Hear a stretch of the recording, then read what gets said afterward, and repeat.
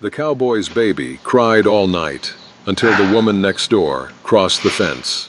Winter came early that year, the kind that didn't ask permission. It just arrived, quiet, heavy, and absolute. Snow settled into the seams of the Wyoming plains like it intended to stay forever. Fence posts wore white caps. The wind moved low and constant, whispering through dead grass and rattling loose boards like a warning that never finished its sentence.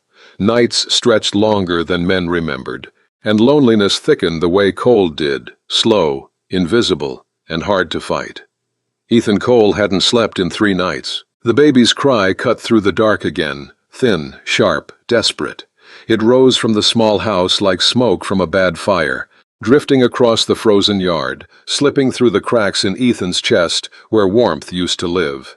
He sat at the kitchen table, elbows braced, head bowed, counting the seconds between cries like they meant something. Like if he counted right, the sound would stop.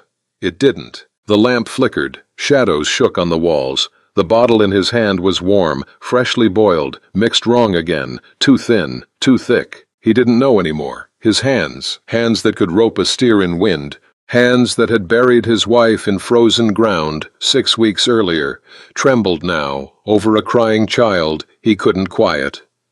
"Easy, son," he whispered, voice hoarse and unsure. "I got you. I'm here." The baby didn't care. The cry climbed higher, turning raw, angry, a sound too big for something so small. Ethan stood, pacing the narrow room, boots thudding softly against warped floorboards. He tried rocking, singing, badly. Tried walking the length of the house like motion might trick the night into mercy. Nothing worked. Outside, the wind pressed against the walls, and somewhere beyond the fence line, a light flickered on. Ethan didn't notice. He was too busy fighting the weight of failure settling in his bones. He hadn't meant to become this man. Hadn't meant to stand alone in a cold house with a crying newborn and no idea what came next. Mary had always known what to do. She had known how to calm a room, how to soften hard edges, how to look at Ethan like he was more than a man carved by dust and duty. When the doctor said she wouldn't survive the birth, she had smiled anyway. Weak, brave, final.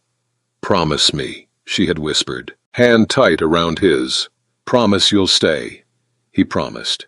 Now the baby cried, like it knew that promise was hanging by a thread. Ethan lowered himself into the chair again, exhaustion pressing down like snow on a sagging roof. The cry didn't stop. It only changed. Less sharp now, more broken. That was worse. He pressed his palm to his eyes, breathing slow, steady, the way he did before storms. That's when he heard it. A knock, soft, careful, like whoever stood on the porch already knew they weren't welcome. Ethan froze. No one came out here in winter, not unless they had to. He stood slowly, the baby's cries filling the space between heartbeats. The knock came again, 3 taps, gentle but sure. He crossed the room, opened the door. Cold rushed in, sharp and alive. And there she stood, Clara Bennett, the woman next door. If next door meant half a mile across snow and fence and silence. She wore a thick wool coat, dark hair tucked into a scarf, cheeks red from the cold. Snow dusted her boots. Her eyes, steady, brown, unreadable, met his without flinching. "I heard the baby," she said simply. Ethan didn't answer. He hadn't spoken to her in months, not since Mary's funeral, not since grief turned the world inward and made neighbors feel like strangers again. The baby cried harder, as if sensing the open door. Clara glanced past Ethan into the dim house. Her expression shifted, not pity, not judgment, something quieter, something firmer. "You look like you're drowning," she said. That stung, because it was true. "I don't need help," Ethan said automatically, the words stiff and practiced. She nodded once, as if she expected that answer. "You don't have to need it," she replied. "You just have to take it." The wind cut between them. Snow swirled low across the porch. Behind Ethan, the cry broke into hiccuping sobs. Clara stepped forward, not fast, not hesitant, just enough to cross an invisible line. "I raised my sister's boys," she said. 3 of them, in winters worse than this. Ethan hesitated. Pride rose up, stubborn, useless, but exhaustion crushed it just as quickly. He stepped aside. Clara entered the house, the warmth folding around her like it recognized something familiar. She shrugged off her coat, moved without asking, without rushing. The baby's cries faltered as she approached, as if curiosity interrupted despair. She took the bottle from Ethan's hand, tested it against her wrist, adjusted it without comment. Then she lifted the baby, sure, practiced, calm. The crying stopped, not all at once, not like magic. It softened, slowed, faded into quiet, uneven breaths. Ethan stood there, stunned, watching a stranger do what he couldn't. Clara rocked gently, humming low, no words, just sound. The baby's tiny fingers curled into her coat, trusting without question. Silence settled into the room for the first time in days. Ethan swallowed hard. Outside, winter pressed close. Inside, something shifted. The quiet didn't feel real at first. Ethan stood where he was, hands empty, arms aching with a phantom weight, listening to the small, uneven breaths coming from his son's chest as Clara rocked him near the stove. The fire cracked low, throwing amber light across her face. She hadn't asked the baby's name. She hadn't asked Ethan anything at all. She just handled it, like the night had finally met someone who knew how to speak its language. "You can sit," she said softly without looking up. "He likes steady sounds. Chairs creak. That helps." Ethan obeyed without thinking, lowering himself into the chair like his knees might give out if he didn't. The wood complained under his weight. The baby shifted, sighed, but didn't wake. Clara adjusted her hold, tucking the child closer, her movements economical and calm. She didn't smile, didn't frown. She treated the moment the way ranchers treated weather, serious, respectful, aware it could turn on you without warning. "How old?" she asked. 3 weeks, Ethan said. His voice sounded strange to him, rusted, unused. "Born during the first snow." Clara nodded. "Winter babies cry more. Cold gets in their bones early." Ethan watched her, the way her shoulders moved when she breathed, the way she didn't hover or panic, just existed in the space like she belonged there. "She was good at this," he said suddenly. Clara looked up, eyes steady. "Your wife?" He nodded. The word wife still felt sharp, like touching ice with bare skin. "She could quiet a room just by standing in it," he went on. "Could calm a horse, calm me. I thought I'd learn by watching her." Clara looked back down at the baby. "Watching isn't the same as doing." "No," Ethan agreed. "It isn't."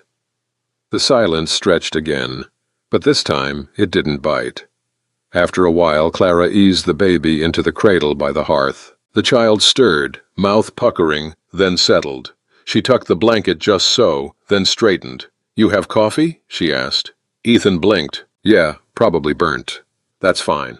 He poured it anyway, hands steadier now. They sat across from each other at the table, steam curling between them. Outside, the wind scraped along the walls like it was listening. Clara warmed her hands on the mug. "You haven't been sleeping." It wasn't a question. Ethan stared into his cup. "Every time he cries, I think—" He stopped, swallowed. "I think I'm failing her. Again." Clara didn't interrupt. She waited. That was her way. "I promised Mary I'd stay," he said. "Promised I'd be enough." Clara's gaze softened, not with pity, but recognition. "You stayed," she said. "That counts for something." "Does it?" His voice cracked. "Because most nights it feels like the house is empty anyway." She leaned back slightly, studying him. "Grief doesn't leave when people die," she said. "It just changes shape. Sometimes it cries all night." Ethan let out a breath he didn't know he'd been holding. They sat like that for a while. The clock ticked, the fire shifted, the baby slept. Finally, Clara stood. "I can come by tomorrow," she said. "Help you get a routine. Babies like routines. Men do too, whether they admit it or not." Ethan hesitated. Old instincts flared, self-reliance, distance, the habit of surviving alone. But then the baby stirred again, made a small sound, and the fear returned just as quickly. "I'd appreciate that," he said. Clara nodded once. She pulled on her coat, wrapped her scarf tight. At the door she paused. "Ethan?"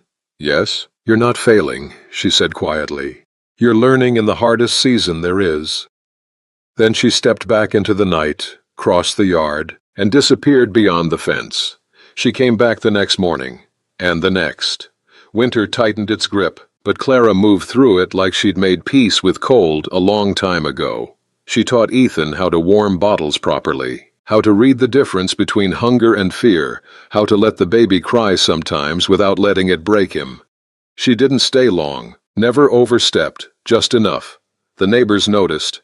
Whispers followed Clara into town, a widow helping a widower, a woman crossing fences uninvited. Ethan heard none of it. He was too busy learning how to breathe again. One afternoon, while snow fell thick and heavy, Clara paused at the door. "You should name him," she said. Ethan looked at the sleeping child. "I thought Mary would—" "She did," Clara said gently. "She just didn't say it out loud." Ethan swallowed. "Thomas," he said after a moment. "After her father." Clara smiled then, just a little. That night, Thomas slept for 4 straight hours. Ethan cried for the first time since the funeral. And somewhere between the quiet and the snow, the fence between 2 lonely houses stopped feeling like a border and started feeling like a bridge. Winter deepened after that, not with drama, not with storms that announced themselves loud and proud, but with accumulation. Snow layered over snow until the land forgot its own shape. Days shortened, nights grew heavier. The sky stayed the color of old tin, and the sun felt like a rumor. Ethan learned the sound of Thomas's breathing, the way he once learned the moods of cattle. The small huffs when the baby dreamed, the soft wheeze when he needed turning, the sharp intake before a cry that meant hunger, not fear. It didn't come all at once. It came slowly, in fragments, stitched together by long nights and shorter patience. Clara kept coming. Sometimes in the morning, sometimes near dusk, sometimes only long enough to check on the baby and leave a jar of soup warming by the stove. She never made it feel like charity, never lingered when Ethan looked tired, never acted like the house belonged to her. But somehow, with her in it, the house felt less hollow. One afternoon the snow fell so thick it erased the fence line. Ethan stood at the window watching the world vanish inch by inch. Thomas slept in his arms, heavier now, warmer. Clara sat at the table mending a small shirt with quick, practiced stitches. "You ever miss it?" Ethan asked suddenly. Clara didn't look up. "Miss what?" "Living alone," he said, "before everything got complicated." Her needle paused, just for a breath. "Sometimes," she admitted. "But loneliness isn't the same as peace. People confuse the two." Ethan nodded. He understood that better now. She tied off the thread, held up the shirt, inspected it. "He'll grow into it, faster than you think." "That's what scares me," Ethan said. "Feels like if I blink, I'll miss it." Clara smiled faintly. "You will miss some of it. That's not failure, that's being human." The baby stirred, eyes fluttering open. His gaze drifted unfocused across the room, then landed on Clara. His mouth curved, just barely, not quite a smile, but something close. Clara froze. "Did you see that?" she asked, quiet as a secret. Ethan looked down. "What?" She laughed under her breath. "Never mind. First almost smiles are selfish. They don't repeat for witnesses." That night, after Clara left, Ethan sat alone by the fire with Thomas asleep against his chest. The house felt different when she was gone, not empty exactly, but quieter in a way that echoed. He told himself it was just exhaustion, just gratitude, just winter making men sentimental. Still, when the wind rattled the shutters, he wished she were there to hear it with him. The trouble started on a Wednesday. Ethan noticed the tracks first, boot prints near the fence line, half filled with snow, but fresh enough to matter. Not Clara's, larger. He followed them with his eyes until they disappeared toward the road. That evening in town, the looks lingered longer than usual. Conversations hushed when he entered the store. Old men paused mid-sentence. A woman he barely knew turned her shoulder away like she'd been burned. At the counter, the clerk cleared his throat. "Heard you got help these days." Ethan met his gaze. "I do." The man shifted. "People talk. They always do." That night, when Clara came by, Ethan told her. She didn't look surprised. "I wondered how long it'd take," she said, hanging her coat. "You don't have to keep coming," he said quickly. "I don't want—" She raised a hand. "I know, and I will, but not because they talk." She moved closer, lowering her voice. "They'll say worse soon. About me. About you. About why I crossed that fence. Ethan felt something hot flare in his chest. Let them. Clara studied him, searching. You sure? He nodded. I buried my wife in this ground. Anyone with sense knows that. Anyone without isn't worth my breath. A beat passed. Then Clara said quietly, You don't owe me defense. I know, he replied. I want to give it. Something shifted between them then, not sudden, not dramatic, just a line redrawn. A storm rolled in 2 days later, the kind that swallowed sound and direction. Snow fell sideways, piling against the house, sealing the world shut. Ethan barely noticed until the door rattled hard, once, twice. He opened it to find Clara soaked through, hair loose, eyes wide. My roof caved, she said. The back room. I tried to shore it, but... Come in, Ethan said, already stepping aside. They spent the night together, not like lovers, not like strangers, like two people stranded by the same weather. Clara slept on the cot, Ethan on the chair by the cradle. The fire burned low and steady. At some point in the night, Thomas cried. Ethan stirred, exhausted. Before he could stand, Clara was already there, lifting the baby, whispering soft nonsense. The crying faded. Ethan watched her in the firelight. You're good at this, he said. She smiled tiredly. So are you. He shook his head. I don't feel like it. No one does, she replied. That's how you know it matters. The storm raged outside, but inside, the house held. By morning, the world was buried. They worked together without talking much, clearing drifts, checking the animals, fixing what could be fixed. Clara stayed. Not because she had nowhere else to go, though she didn't, but because leaving felt wrong. That afternoon, while Ethan shoveled near the fence, Clara stood watching from the porch, Thomas bundled against her chest. An older man rode up slow, hoarse snorting steam. He tipped his hat stiffly. Morning, he said. Didn't expect company. Ethan straightened. Weather makes its own rules. The man's gaze slid to Clara, then to the baby, then back to Ethan. Careful, he said. People are watching. Ethan didn't flinch. Let them. The man studied him, then nodded once and rode on. Clara exhaled slowly. You okay? Ethan asked. She nodded.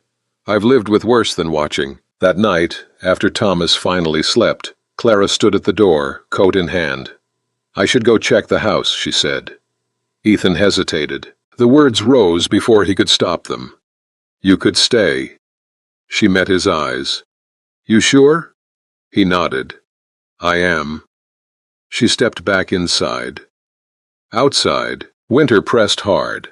Inside, two lonely lives leaned just a little closer together, careful, uncertain, but no longer alone. Winter didn't loosen its grip after that night. If anything, it tightened, like it sensed something fragile taking shape and meant to test it. The cold grew sharper, more deliberate. Snowstorms came in waves, burying tracks, erasing proof that anyone lived out there at all.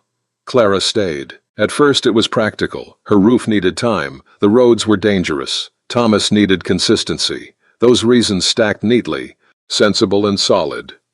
But after a while the reasons stopped being spoken.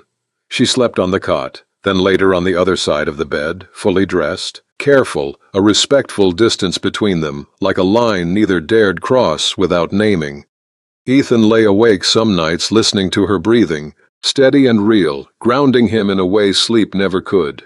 The baby learned her scent, calmed faster in her arms. Ethan watched it happen with something like awe and something like fear. One evening, as the fire burned low and Thomas slept, Clara sat on the floor sorting dried beans. Ethan mended tack at the table. You ever think about leaving? She asked quietly. Ethan didn't look up. This land? This place, she clarified. This life. He paused, considered. I used to, he said, before Mary, thought the world was bigger somewhere else. And now? He glanced toward the cradle. Now I think the world got smaller, or maybe clearer, Clara nodded. I never had that. A place? He asked. A promise, she replied. The words settled between them. The talk came sooner than either expected. It happened in town, during a rare clear day when the sky opened blue and brittle, and the snow glittered like it was hiding something sharp underneath. Ethan had Thomas bundled against his chest, Clara walking beside him. Heads turned. Whispers followed. A man stepped into their path. One Ethan recognized. Mr. Harlan, church elder. Widower himself. "This isn't proper," Harlan said, not unkindly, but firm. Ethan stopped. Clara tensed beside him. "What isn't?" Ethan asked. "A woman living with you, unmarried, with a child in the house."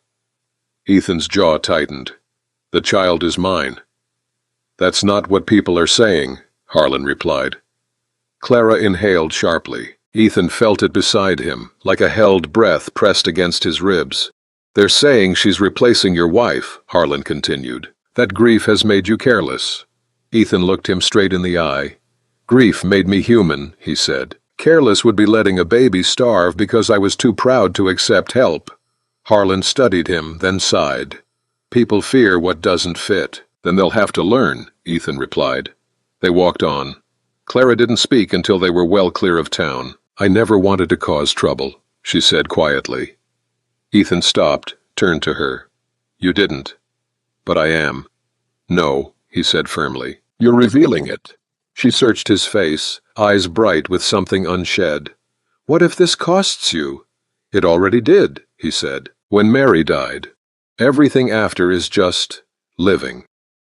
That night Clara stood at the window long after Thomas slept. "Maybe I should go back once the roof's fixed," she said softly. "Give them time." Ethan felt the words like a fist closing around something tender. "If that's what you want," he said carefully. She turned. "What do you want?" The question hung there, heavy, honest, unavoidable. Ethan set down the cup in his hand. His voice was quiet but steady. "I want you to stay," he said. "Not as help, not as charity, as choice." Clara's breath hitched. "And if I do," she asked, "what does that make us?" He took a step closer, not touching, just close enough for warmth to pass. "It makes us people trying," he said. "In winter." Her eyes filled then, not spilling, just shining. She nodded once. "All right." They crossed the line that night. Not with urgency, not with fire, with quiet. Ethan reached for her hand first. Clara didn't pull away. Their touch was hesitant, reverent, like both were afraid of breaking something already cracked, but healing. They didn't rush. The world outside stayed cold and hard. But inside the room, something softened. When they lay together afterward, no words were needed. The fire crackled low. The baby slept. For the first time since Mary died, Ethan felt something like peace, fragile, unguaranteed, but real. The consequences came anyway. A letter arrived 2 weeks later. Formal, cold, from the church committee. Concern, morality, reputation. Clara read it in silence. "I'll go," she said simply, folding it, "before they force your hand." Ethan shook his head. "No." "This land is yours," she said. "Your child needs stability." "So do I," he replied. "And I'm done pretending that means being alone." She studied him, long and hard. "They won't stop. Then we won't bend." They buried the letter under the firewood. Winter began to break in small, stubborn ways. Snow melted at the edges. Days lengthened by minutes. Thomas laughed for the first time, a startled, breathless sound that made Clara clap a hand over her mouth and Ethan laugh until his eyes burned. Neighbors adjusted, slowly, reluctantly. Some never did. But the fence stayed where it was, no longer a boundary, just a line in the snow no one paid much attention to anymore. One evening, as the sun dipped low and the sky burned pink and gold, Clara stood on the porch holding Thomas. Ethan came up behind her, rested his chin lightly on her shoulder. "We'll never be what they expect," she said. "No," he agreed, "but we'll be honest." She leaned back into him. Inside, the house held warmth. Outside, winter loosened its grip, not because it was done, but because it had tested them and found they would not break. Spring didn't arrive all at once. It came the way healing always did, quietly, unevenly, with setbacks that made you question whether it was real at all. Snow lingered in the shadows long after the sun softened. The ground stayed hard beneath the thaw, resisting change like it had been burned before. But life moved anyway. Thomas learned to hold his head up, then to laugh without surprise. His cries, once sharp and endless, softened into complaints that passed quickly when answered. Ethan learned to answer them without panic, without the sense that every sound was a test he was failing. Clara watched this from the edges, pride hidden behind practicality. One afternoon, while Ethan repaired a gate loosened by frost, Clara stood nearby with Thomas bundled against her shoulder. The baby reached out, fingers closing around Ethan's collar when he leaned close. "Looks like he's chosen you," Clara said. Ethan smiled faintly. "I'm trying to earn it." "You already have," she replied. They stood there for a long moment, three figures against an opening sky. The fence behind them half buried, half forgotten. The real test came with the visit. It was late March when the wagon rolled in from town, two men inside, coats stiff with authority, faces set in practiced concern. Ethan recognized one as the county registrar, the other didn't introduce himself. They spoke politely. That was the worst part. Concerns had been raised, questions asked, a household under scrutiny, a woman residing with a widower, a child involved. Clara listened from the doorway, face calm, hands steady. Ethan answered every question without raising his voice. Yes, she lived there. Yes, she helped. Yes, she stayed. "And do you intend to make this arrangement permanent?" the registrar asked. Ethan didn't hesitate. "Yes." The man glanced at Clara. "Marriage?" Clara's breath caught, but she didn't look away. Ethan turned to her then, not to ask permission, to offer truth. "Yes," he said. The men left soon after. No promises, no threats, just the sense of being measured against something older than fairness. That night, Clara sat by the fire long after Thomas slept. "You didn't ask me," she said quietly. Ethan joined her. "I didn't want to put you on the spot." She nodded. "I know." A pause. "And?" he asked. She looked up at him, eyes steady. "Ask me now."